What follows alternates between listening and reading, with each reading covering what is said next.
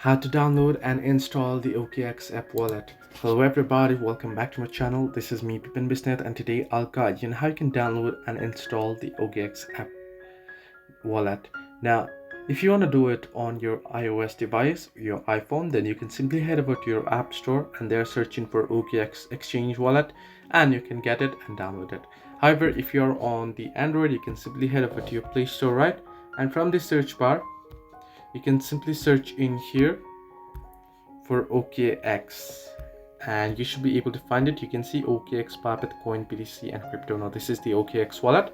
You can simply tap on install and go ahead and install it.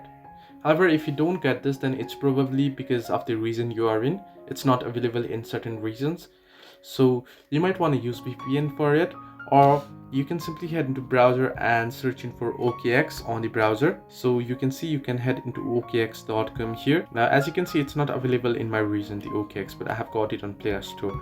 So you can use VPN and head into your browser and searching for OKX and head into that website, right? There you'll be able to see the option that says install application. You can use that particular link to get it on your Play Store. Hope this helped you. Do like and subscribe, and do not forget to leave a comment down below if you have any further issues.